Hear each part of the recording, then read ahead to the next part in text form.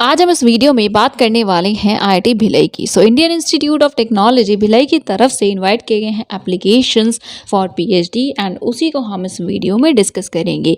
Hello everyone, welcome to my channel. कैसे हैं आप? आई होप आप सभी अच्छे होंगे। As I said IIT Bhilai, तो सबसे पहले आप इनके ऑफिशियल वेबसाइट पे विजिट करेंगे जो कि है iitbhilai.ac.in for the information, updates, applications etcetera, right.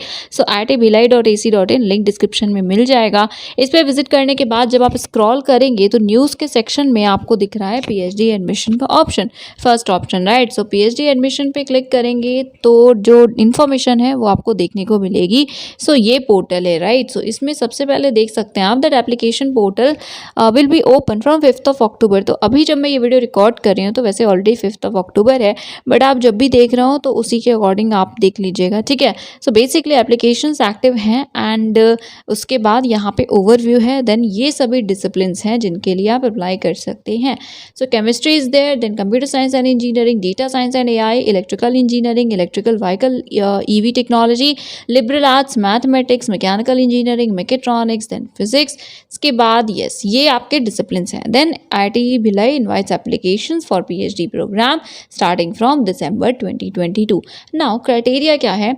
तो ओवरऑल मास्टर्स डिग्री आपके पास होनी चाहिए, first class marks, that is या जो भी फर्स्ट क्लास हो, वैसे 60% मार्क्स या इक्वलेंट के साथ। एससी एसटी के लिए है 55% मार्क्स का क्राइटेरिया। देन अगर आप डायरेक्टली पीएचडी करना चाहते हैं, बैचलर्स किया है, तो बैचलर्स डिग्री इंजीनियरिंग या टेक में हो 60% मार्क्स के साथ। नेक्स्ट इज अगर masters degree science, arts, social sciences में है 60% मार्क्स के साथ, तो आप भी एलिजिबल है, ठीक है। तो 60% विद मास्टर्स, ओके। नेक्स्ट यहाँ पे है एक और कंडीशन आपके पास होनी चाहिए, आप ये इनमें से कोई एक एडिशनल रिक्वायरमेंट फुलफिल करते हो, तो या तो वैलिड गेट स्कोर हो, या नेट एलएस हो, या जेआरएफ हो, तो आप एलिजिबल होंगे। या जेआरएफ इनमें से किसी के भी एजेंसी के हो, या इंस्पायर फेलो हो, तो भी आप एलिजिबल होंगे। मिनिमम 2 ईयर्स का प्रोफेशनल एक्सपीरियंस होना चाहिए, ठीक है। मतलब चाहिए नहीं, बट इनमें से कोई एक ज़रूरी है, तो भी आप एलिजिबल होंगे। एंड वो भी आपने जो क्वालिफाइंग डिग्री है, जैसे मास्टर्स है, तो उसके बाद किया हो, उसके बाद आपने इसमें लिया हो, वो जॉब ली हो, या वो जो एक्सपीरियंस है वो उसके बाद लिया हो, ठीक है। नेक्स्ट बीटेक आपने आईआईटी से किया है, सीजीपीए 8 या उससे ज़्यादा के साथ, ओके। नेक्स्ट यहाँ पे टेबल है, इसमें discipline wise specific criteria mention किया गया है। सपोज आप केमिस्ट्री के लिए अप्लाई कर रहे हैं, तो आपके पास CSIR UGC का JRF हो, या LS हो केमिकल साइंसेज में, या फिर गेट CY में होना चाहिए, ठीक है, जो भी हो। Next computer science and engineering है, तो गेट स्कोर होना चाहिए CS, EC, EE, MA या PH में, ओके। अब ये अलग अलग सब्जेक्ट्स होते हैं गेट में। डेटा साइंस एंड एआई के लिए गेट स्कोर होना चाहिए किसी भी इंजीनियरिंग डिसिप्लिन में, या MA ST में। Next electricals, again GATE score ही यहाँ पे लिखा है। ईवी टेक्नोलॉजी में गेट स्कोर हो इनमें से किसी भी सब्जेक्ट में, या फिर CSIR नेट हो, LS या JRF केमिकल या फिजिकल साइंस में, तो आप एलिजिबल होंगे। देन लिबरल आर्ट्स में CSIR UGC नेट हो, JRF हो, LS हो, या साइकोलॉजी, इंग्लिश या इकोनॉमिक्स में। तो इससे आप समझ सकते हैं कि मेनली जो एरियाज अवेलेबल हैं वो साइकोलॉजी, इंग्लिश एंड इकोनॉमिक्स के ही हैं। इसके अलावा अगर आपके पास गेट एक्सेच में है, ठीक है, तो आप एलिजिबल है, या ICMR JRF हो सोशल साइंसेज में। मैथ्स के लिए CSIR नेट LS हो मैथ्स में, या फिर JRF हो आप NBHM DST इंस्पायर, या गेट होना चाहिए MA या ST में। मैकेनिकल के लिए अगेन गेट स्कोर उनमें से किसी सब्जेक्ट में, या JRF हो एलाइड एरियाज में, या मैकेनिकल फिजिकल साइंसेज में, या उसके एरियाज में। मैकेट्रॉनिक्स के लिए again GATE score. Then physics के लिए CSIR नेट LS हो, या नेट JRF हो फिजिकल साइंसेज में, या गेट होना चाहिए PHE, XE, ME किसी में भी, या फिर DST इंस्पायर फेलोशिप आपके पास है, आप एलिजिबल हैं, तो आप अप्लाई कर सकते हैं, okay. Next is application category. Application categories देखिए 5 हैं। सबसे पहले रेगुलर, जिसमें आप फुल टाइम पीएचडी करेंगे, इस आपको इंस्टीट्यूट की तरफ से फेलोशिप मिलेगी। देन स्पॉन्सर्ड है, जिसमें external, full time, part time है। तो अब स्पॉन्सर्ड में कुछ फुल टाइम भी करते हैं, कुछ पार्ट टाइम करते हैं। देन स्पॉन्सर्ड में ही नॉन एक्सटर्नल होते हैं, जो इसी इंस्टीट्यूशन के पार्ट होंगे, अब उसमें फुल टाइम, पार्ट टाइम, ये कैटेगरीज हैं, ओके। अब रेगुलर कैटेगरी क्या है, तो ब्रीफली ही देखेंगे। फुल टाइम स्कॉलर होंगे आप आईआईटी भिलाई के, एंड आप प्रेजेंट होंगे कैंपस में ड्यूरेशन के टाइम, तो basically 3 to 6 years, okay. Next यहाँ पे आपको फेलोशिप भी मिलेगी, जो भी मिनिस्ट्री ऑफ एजुकेशन के नॉर्म्स है उसके अकॉर्डिंग। स्पॉन्सर्ड एक्सटर्नल में फुल टाइम क्या है, तो आप अभी वर्क करें इंडस्ट्री में, लैब में, R&D फैसिलिटी के साथ, तो आप अप्लाई कर सकते हैं इस कैटेगरी में। एंड इसमें आपको फुल टाइम रिसर्च करनी होगी ऑर्गेनाइजेशन में, तो जो आपका अपना ऑर्गेनाइजेशन है वहीं पे करेंगे। नेक्स्ट है कि आप जो मेजर पार्ट होगा रिसर्च वर्क का अपने ऑर्गेनाइजेशन में करेंगे, बाकी जो गाइड वगैरह है वो जॉइंट सुपरविजन होता है, तो दोनों ही ऑर्गेनाइजेशन से होते हैं। स्पॉन्सर्ड एक्सटर्नल में पार्ट टाइम क्या है, तो अगेन यहाँ पे भी है कि आप एक्सटर्नल एप्लीकेंट के जैसे अप्लाई कर सकते हैं। आप अपनी जॉब को कंटिन्यू करते हुए यहाँ PhD कर सकते हैं, जिसमें भी जो पूरे पॉइंट्स लिखे हैं ना, प्लीज़ इन्हें देख लीजिएगा।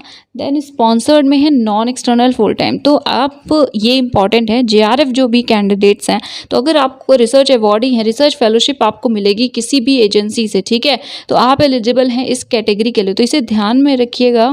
And in fact I am sorry, मैंने इनिशियली बोला कि इसी ऑर्गेनाइजेशन के हो, so no, sponsored non external full time category है कि आप JRF हैं, आपको फेलोशिप मिल रही है, ऐसा कुछ भी, या इनफैक्ट अगर आप एम्प्लॉयर भी हैं तो उस केस में भी आप इसी कैटेगरी में अप्लाई करेंगे, ठीक है। एंड यहाँ पे एक और पॉइंट लिखा हुआ है, one more point is there that अगर आप सेल्फ स्पॉन्सर खुद को भी करना चाहें तो भी आप इसी कैटेगरी में अप्लाई करेंगे, ठीक है, तो ये इंपॉर्टेंट है। इसके अलावा जो नॉन एक्सटर्नल पार्ट टाइम है, तो प्रोफेशनली एम्प्लॉयड हैं, आप इंजीनियर्स हैं, साइंटिस्ट हैं, टीचर्स हैं जो रेगुलर क्लासेस वगैरह अटेंड करेंगे, ओके, एम्प्लॉयड हैं उसके बाद भी, तो इस कैटेगरी में होंगे। तो अच्छे से कैटेगरीज देख के अपनी कैटेगरी सही सेलेक्ट करिएगा। तो बेसिकली रेगुलर करना है तो फर्स्ट वाली, एंड JRF वगैरह हैं तो D कैटेगरी है जिसमें आप अप्लाई करेंगे।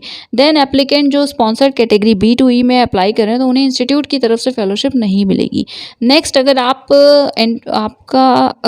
ऑप्ट करें PMRF के लिए अंडर डायरेक्ट एंट्री मोड या फिर विश्वेश्वरैया PhD स्कीम के लिए, तो उसके लिए यहाँ पे पॉइंट्स लिखे हैं, तो देख लीजिएगा इसको।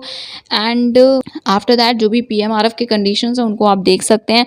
सो फेलोशिप्स विश्वेश्वरैया भी अगर आप सेलेक्ट करें तो उसके भी कंडीशंस को देख लीजिएगा। देन इनफ अकोमोडेशन अगर अवेलेबल नहीं होगा तो जो स्पॉन्सर्ड कैटेगरी के कैंडिडेट्स हैं उन्हें बोला जाएगा खुद के अकोमोडेशन को अरेंज करने को। तो बेसिकली सबसे पहली प्रायोरिटी होगी जो इंस्टीट्यूट के रेगुलर स्कॉलर्स होंगे उनके लिए।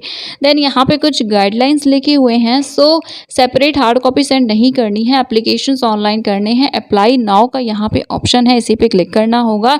सभी डॉक्यूमेंट्स के सॉफ्ट कॉपीज़ को रेडी रखिएगा। एंड आपको बोला गया है कि सभी टेस्टिमोनियल्स को एक सिंगल PDF फाइल में आप मर्ज कर लें एंड फिर उसी को आप एप्लीकेशन पोर्टल में अपलोड करें। तो ये सभी documents as it is number wise arrange कर लीजिएगा। नेक्स्ट, एटलीस्ट 2 रेफरीज चाहिए, ठीक है, तो 2 रेफरेंस लेटर्स आपको सपोर्ट में देने होंगे एंड एक तो उनमें से एकेडमिशियन होना चाहिए, ठीक है। सो प्रोफेसर्स होते हैं, असिस्टेंट प्रोफेसर्स आपके जो क्वालिफाइंग डिग्री के इंस्टीट्यूशन या यूनिवर्सिटी के हैं, एक वो हो जाएं जिन्होंने आपको पढ़ाया हो एंड एक कोई और भी हो सकते हैं। सो यस, उसके अलावा ये कुछ पॉइंट्स हैं, इन्हें देख लीजिएगा। नाउ एरियाज़, तो जो भी आपका डिसिप्लिन है, सब्जेक्ट है, उसके क्या क्या एरियाज़ अवेलेबल हैं इन्हें आप देख सकते हैं। लिबरल आर्ट्स में भी आप यहाँ पे देख सकते हैं। वैसे साइकोलॉजी, इकोनॉमिक्स एंड इंग्लिश ही है, I think Hindi and Sanskrit literature भी अवेलेबल है, राइट। सो इसके बाद शेड्यूल है। सो स्टार्ट एप्लीकेशन स्टार्ट हुए हैं 5 अक्टूबर से एंड लास्ट डेट है 31 अक्टूबर। एंट्रेंस टेस्ट एंड इंटरव्यूज़ होंगे। तो डेट क्या है, टेंटेटिव है, बट अभी के लिए 26 नवंबर से स्टार्ट होंगे। सो अब आपका जो भी सब्जेक्ट है आप उसको देख सकते हैं। वैसे 26 नवंबर से 3 दिसंबर तक के बीच में सभी सब्जेक्ट्स के जो पेपर्स हैं या रिटन इंटरव्यू हैं वो कंडक्ट करवा लिए जाएंगे अभी के अकॉर्डिंग, अभी के इन्फॉर्मेशन के अकॉर्डिंग। देन एप्लीकेशन प्रोसेस, तो सबसे पहले अप्लाई करेंगे, फिर पेमेंट करेंगे, एप्लीकेशन फ़ी पे करेंगे। अब ना एप्लीकेशन फ़ी कितनी है, so it is 100 rupees for SC ST PWD and सभी कैटेगरी की फीमेल्स के लिए, and it is 200 for male candidates जो कि जनरल OBC EWS के हैं। एंड यस, इसके अलावा SBI कलेक्ट के थ्रू ही आपको पेमेंट करनी है। एप्लीकेंट को क्लियरली मेंशन करना है एप्लीकेशन में, करेक्ट फॉर्मेट में, जो भी आप चालान नंबर वगैरह होगा तो ध्यान से देख लीजिएगा। एंड जो रेफरेंस नंबर होता है वो DU करके होता है, ठीक है। कॉपी वगैरह अपने पास रखिएगा for future reference. And yes, then यहाँ apply online and make payment का है ऑप्शन। अगर आपको कोई भी क्वेरी है तो ये है ID, इन्हें कॉन्टैक्ट कर लीजिएगा प्लीज़। देन अप्लाई ऑनलाइन पे क्लिक करके आप यहाँ पे देखेंगे कि ये पोर्टल ओपन होगा एंड ये इन्फॉर्मेशन देखेंगे। Then again you have to click on this option, I guess, yes. And then यहाँ पे आप सेलेक्ट करेंगे सबसे पहले अपनी कैटेगरी, तो रेगुलर कैटेगरी सेलेक्ट करेंगे। उसके बाद डिसिप्लिन है जिसमें भी अप्लाई करना हो। देन क्या आप PMRF को ऑप्ट कर रहे हैं under direct entry mode. Then next, second fellowship को क्या आप यहाँ पे ऑप्ट कर रहे हैं, तो इससे रिलेटेड जो इन्फॉर्मेशंस अवेलेबल हों पहले उन्हें पढ़ लीजिएगा, ठीक है। बिकॉज़ यहाँ पे भी बहुत ही ज़्यादा अच्छी कंडीशंस होती हैं पीएमआरएफ एंड इन फेलोशिप्स के लिए। तो पहले इनका जो पीडीएफ होगा अवेलेबल, नोटिफिकेशन होगा, उसे देख लीजिएगा। उससे उन क्राइटेरिया को, उन कंडीशंस को आप फुलफिल करते हो तभी इसे ऑप्ट करिएगा, ठीक है। एंड बाकी आप क्वेरी कर सकते हैं, ईमेल आईडी आपको दिखा दी मैंने। So that is it for today guys. ये था आज का वीडियो। आई होप कि चीज़ें क्लियर हुई होंगी।